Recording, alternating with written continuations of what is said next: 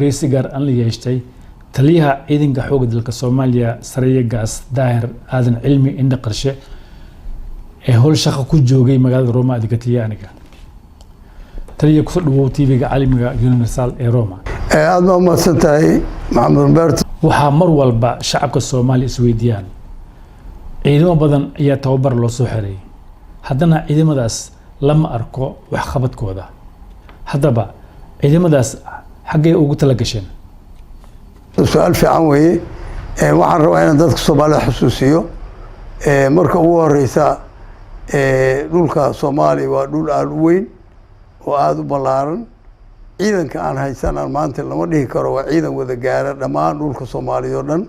sababta keenaysa in meelaha qaarkood tabtaan aad tiraahdo xaggee ciidanka jira marka ciidanka ma wada gaaro laakiin ciidanka Soomaaliyeed waa mid jira oo shaqeynaya oo gobol kasta oo dalka ku jira galka kamida uu ka shaqeynayo waxaan ku sameynay tirakoob aan ku dadaalin in la registraareeyo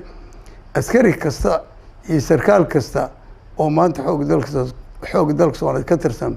waa la registraareeyay registration baa la geliyay payroll wax la yiraahdo loo sameeyay ama wax loo sameeyay lacagta account oo lacagtiisa lagu siiyo waxa weeye nin la og yahay meeshu joogo oo tirsan oo account number leh oo number leh oo la og yahay ma jiro askari aan laga warqabin oo meesha oo mataqaana ciidanka mushaarka qaata ma jiro ciidanku waa tirsan yahay tirakoobkuna wali waa sii socdaa oo waa soconaya mar kasta waxaan ku dadaalaynaa in qof walba laga helo meeshii lagu ogaa ee dawladdu ku ogtahay iyo gobolkii lagu ogaa inuu joogo in lagu tirakoobkuna wuxuu noqon doonaa mid joogta oo mar kasta loo xaqiijiyo sida loo xaqiijiyo nin walba inuu lacagtiisa helay wixii u baahnaa helay functionkii ama hawshii looga baahnaana uu gudanayo xaggee marayaan isku dhaafkii ciidamada Soomaaliyeed isku dhaafkii ciidamada waa horena waa loo bilaabay ciidamada laba qaybood oo isku dhafan baa jira oo labada qaybood ugu muhiimsan waa labada qaybood isku dhafan mid waxa weeye ciidankan danab sidiisaba originalkiisaba ah ciidamo isku dhafan oo rijimadooda laga soo qoray waana socdaa qoritaankiisu maalin walbana waa la sii badiyaa asaguna si gaar weligiisba uu ku bilowdo isku dhafkii marka isku dhafkiisu uu socdaa waxaa kaloo jira ciidamada iyadana sidoo kale khaasa oo Turkigu noo tababaray ayaguna sidaas kale iskugu dhafan yihiin waxaa jira ciidankii hore muddada badan dagaalamayay oo maxaan ku raahdaa hawsha ugu weyn ee dalkan dagaalka qabtay ee dalkan runtii xoreeyay asaguna waxa ku socda isku dhaf aan isku dhafayno oo mataqaana la isku darayo hadda waxa ku jira kulliyadda jaalisiyaad batalinkii ugu horeeyay ee la isku dhafay ee gobolada dhan laga soo qaaday waxaana ku xigaa batalinkaas isla mar dhow batalino kale oo ayaguna sidoo kale ciidamada hore ka tirsan oo ayaguna la isku dhafi doono waxaan rajaynaynaa qorshaha iyagu yahay inaan 6 bilood ugu horeysa uu dhamaado isku dhafka ciidanka ee 2009 ee baalkii 20ka inuu dhamaado saasaan noo qorshaysan ka hor inaan dhamaynana waa rajaynaynaa haddii alla idmo mar badan waxaad sheegteen in ciidamada dagaal ay ku xoreynayaan dalka ay bilaabayaan haddaba maxaa idin hor taagan dagaalkaas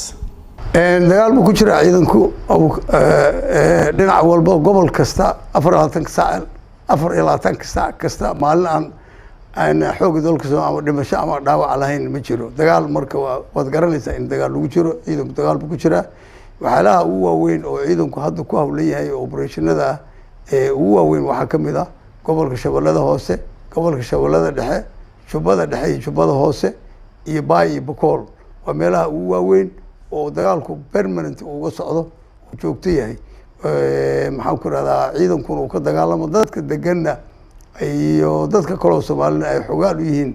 dhibta ka jirta iyo dagaal ka jira hase yeeshee waxaan la dagaalamayno waad ogtihiin waa dad ku dhufo dhaqaaqa waa dad aan marnaba ku fays gareyn karin ama aan soo wajihi karin ciidanka xoogga dalka Soomaaliyeed ku dagaalamaya markasta inay wax gaadaan ama miina meel dhigaan laakiin ciidanka Soomaaliyeed si sahlan meel kasta uu tago si sahlan buu ula wareegaa wax dhibaato kala kulmo marka ciidanku wuu joogaa dagaalkan wuu ku jiraa waxaan rajaynaynaa inaan ku guuleysano waxaan rabaa inaan xuso oo ummadda Soomaaliyeed u sheego marar badan sidaan u sheegay waxa way ciidan sidiisaba waxa la dhistaa marka aad nabad tahay laakiin annaga xaaladayadu way ka duwan tahay waxaan qabnaa oo waajib nagu ah inaan ciidankeena dhisno oo dhismihii ciidanka isku dhafkiisii iyo tirakoobkiisii iyo registrationkiisii iyo payrollkiisii aan wadno isla markaasna aan dagaal ku jirno har iyo hameen. marka laba waxa weeye hawlood oo aad iyo aad u dhib badan iskuna adag tahayna sida la iskugu dheeli tiro, laakiin sida aad arkayseen waan ku guuleysanay. maxaa yeelay waan tirakoobnay, registrationka waan dhamaystirnay, lacagtiisi nin walba meeshu joogu ku qaatay, dagaalkiina waa ku jirnaa. waxaad garanaysaa inaan guul ka gaarnay arrintaas, dagaalkana insha allah guul baan ka gaarayna haddii alla idin. taliya ciidamada xoogga dalka Soomaaliya maxaa ka dhiman ay u baahan yihiin si ay u wareegaan amniga gebi ahaanba loogana maarmo ciidamada shisheeye ee dalka joogo? waa mahadsan tahay Roberto. waxaa jira ciidanka wax badan baa ka maqan marka runta loo hadlo. ciidanka aan haysano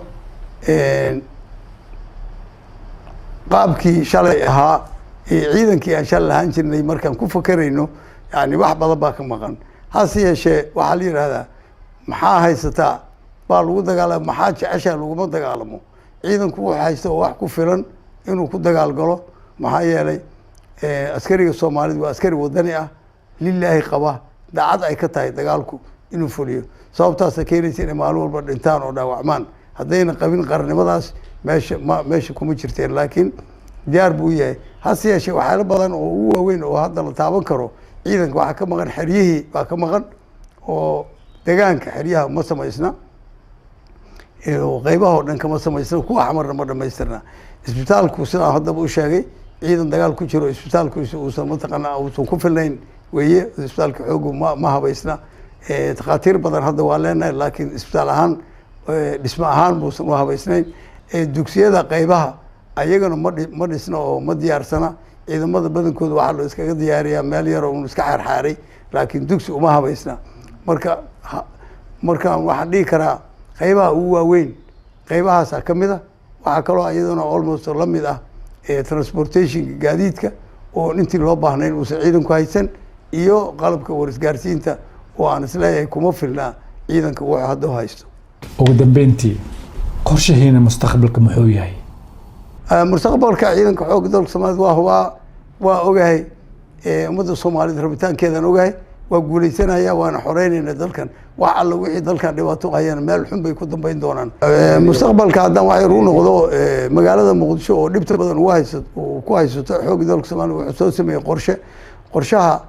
haddaad xasuusataan magaalada dhinaca biriga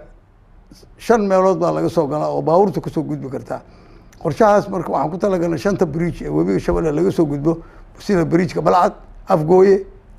Sabiib, Bariire, Awdheegle iyo Janaale weeye meelaha laga soo gudbi karo. wixii kaloo laga yimaadaa waa inaa badda ka timaada wax oo biri kale meel ay soo mar baabuur baan ka hadlaya marka